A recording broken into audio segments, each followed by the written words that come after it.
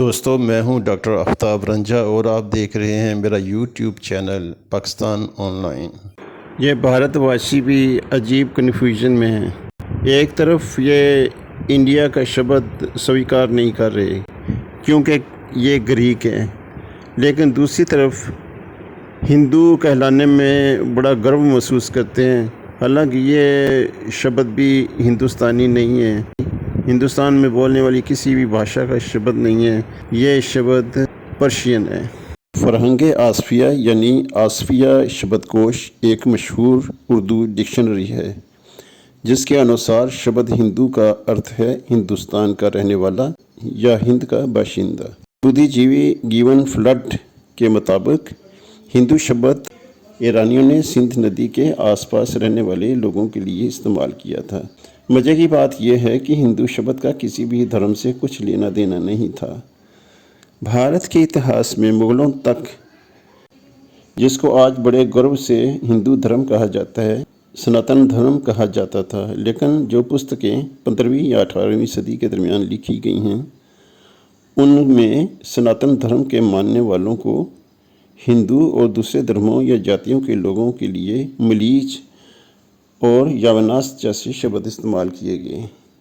दयानंद सरस्वती के मुताबिक हिंदू कहलाना गाली है, क्योंकि ये मुसलमानों का दिया हुआ शब्द है। मुस्लिम राजाओं ने एक काम बहुत गलत किया, खुद को यहाँ के लोगों से अलग रखने के लिए मुसलमान कहा।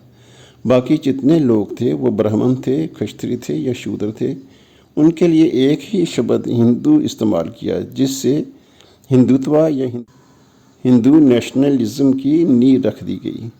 वरना भारत में बसने वाले तमाम लोगों के अलग अलग भगवान और ट्रेडिशंस थी और इनका आपस में कोई संबंध नहीं था। 19वीं शतक में जब हिंदू विज्ञानियों ने लोगों को इकट्ठा करना शुरू किया, तो इस वक्त हिंदू मत की बजाय सनातन धर्म का नाम दिया गया। इस मुहिम में आर्य समाज, ब्रह्मो समाज, स्वामी विवेकानंद वगैरह ने अहम रोल अदा किया। सावरकर ने हिंदुत्व की नई टर्म निकाली। इसके मुताबिक भारतवर्ष को जन्मभूमि और धर्मभूमि मानने वाला हर मनुष्य हिंदू है।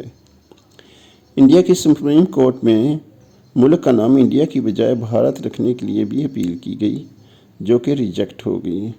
एपेलेंट के मुताबिक इंडिया ग्रीक वर्ड है। भारत में सारे रहने वाले लोग हिंदू यानी हिंद के रहने वाले हैं। सनातन धर्म के मानने वाले खुद को देश के लिहाज से तो हिंदू कह सकते हैं, धर्म के लिहाज से नहीं। एक तरफ इंडिया के लोग विदेशी शब्द समझकर इस्तेमाल नहीं करना चाहते, दूसरी तरफ पर्शियन वर्ड हिंदू को सीने से लगा रखा है। भारत में दलित या छोटी जाति के लोगों की संख्या 16 करोड़ से ज़्यादा है। भारतीय सुप्रीम कोर्ट की एक रूलिंग के मुताबिक दलित सनातन धर्म के मानने वाले नहीं हैं।